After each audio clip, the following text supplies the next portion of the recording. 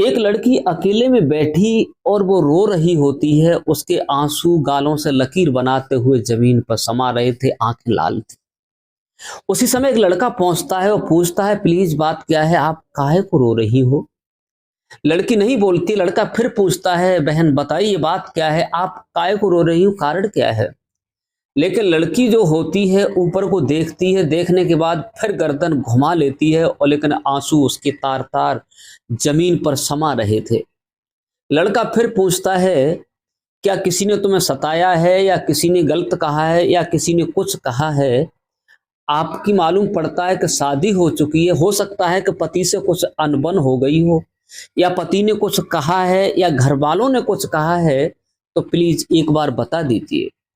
तो वो लड़की उसकी तरफ देख करके और रोने लगती है और कहती है, बस यही मत पूछो मेरे साथ क्या हुआ है। नमस्कार, मैं हूं प्रेम यादव। ये कहानी जो आपको बताने जा रहा हूं, ये जो लड़की होती है ये बुलंद शहर की होती है, और लड़का जो होता है जिला बरेली का होता है। जो लड़की ये होती है ये इस्लाम धर्म से होती है, जिसका नाम होता है सहाना। और इसकी शादी पहले होती है बड़े अच्छे घराने में होती है। इसका शौहर भी बहुत सुंदर था, इसका पति भी बहुत सुंदर था। लेकिन शादी होने के बाद ये सहाना बड़ी खुश थी, अपने ससुराल जाकर अपने पति के साथ बड़ी प्रसन्न रहा करती थी। लेकिन धीरे धीरे पति पत्नी में विवाद शुरू हो गया। पति पत्नी में जब विवाद शुरू हो जाता है, पति जो होता है ये पत्नी को तवज्जो कम देता था, पत्नी से अपशब्द कहा करता था, टॉर्चर किया करता था, हलाला के लिए कहा करता था। लेकिन पत्नी जो थी वो अपनी जगह पर अटल थी। लेकिन इसी के चलते चलते इन लोगों में विवाद बढ़ गया। सहाना और उसके पति में इतना विवाद बढ़ा, इतना विवाद बढ़ा कि इन लोगों में तलाक हो गया। तलाक होने के बाद भी इसका पति उसे टॉर्चर किया करता था, हलाला के लिए मजबूर किया करता था, उसे प्रताड़ित किया करता था, परेशान किया करता था। तो ये लड़की एक दिन बैठी हुई होती है, क्योंकि पति से तो तलाक हो ही चुका है अपने घर पर। लेकिन अकस्मात बरेली का जो रहने वाला ओम प्रकाश होता है ये वहां से गुजरता है, तो इससे ये लड़की मिलती है।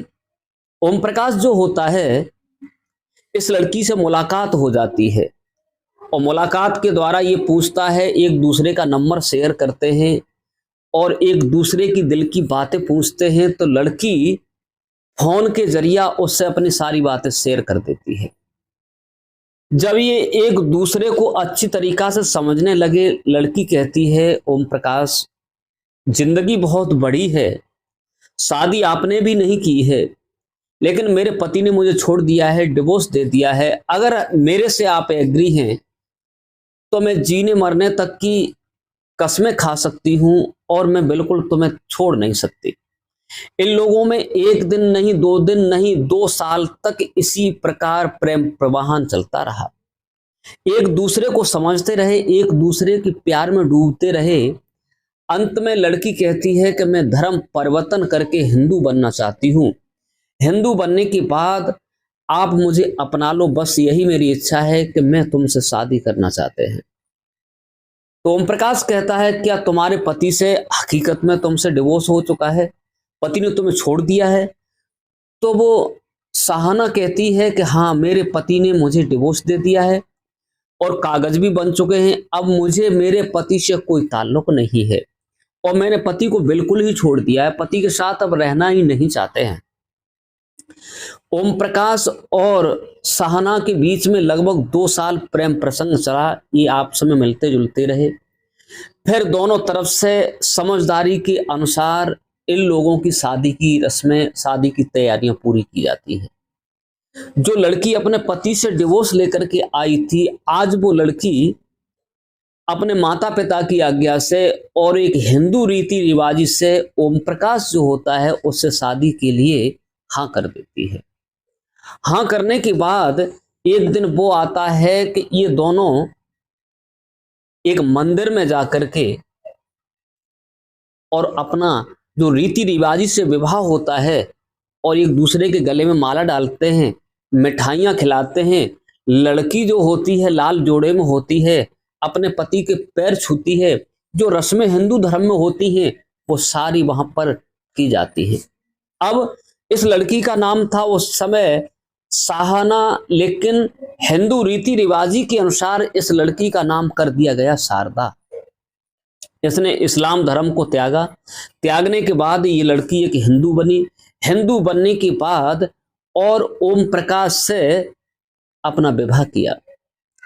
मेरा मतलब ये है कि आज भी न जाने कितने पति हैं, पत्नियों को समझ नहीं पाते, पत्नियों को दुख देते हैं, पत्नियों को परेशान करते हैं, प्रताड़ित करते हैं।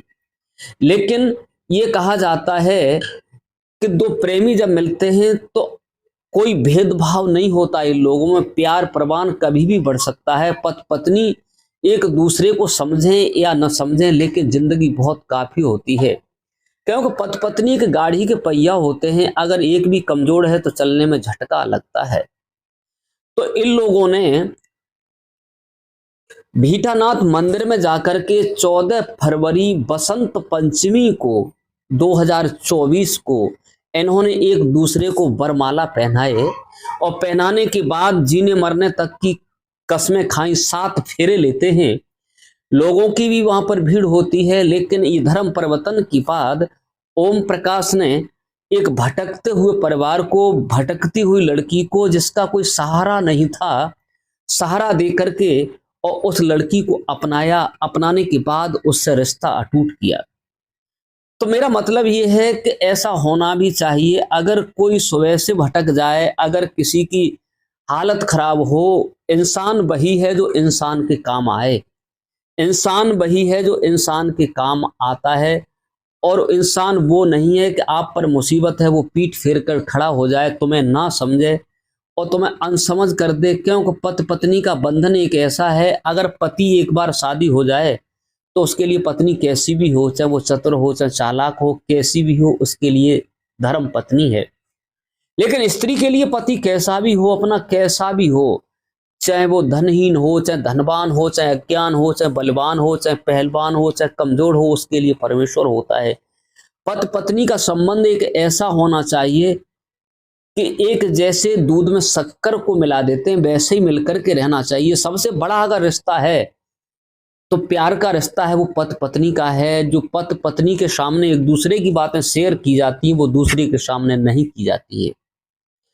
तो दोस्तों मेरा मकसद ये है इस कहानी को सुना करके, क्योंकि साहना ने, उसके पति ने उसे त्याग दिया। त्यागने के बाद और उसने ओम प्रकाश से मोहब्बत की। उसके बाद में अपना धर्म परिवर्तन किया और साहना से शारदा बनने के बाद उससे विवाह किया। बड़ा हंसी खुशी से अपने घर पर आए और परिवार में रहने लगे। इस कहानी को सुना करके किसी को परेशान करना नहीं है, किसी का दिल दुखाना नहीं है, केवल आप लोगों को जागरूक करना है, आप लोगों को सचेत करना है। क्योंकि आजकल ज़्यादा काम बिगड़ रहे हैं, इस प्रकार से घर में संभल करके रहना चाहिए। अगर हमारी कहानी अच्छी लगी हो तो लाइक कमेंट शेयर करना ना भूलें। आज के लिए बस इतना ही। नमस्कार, जय हिंद, जय भारत। अपना ख्याल रखिए।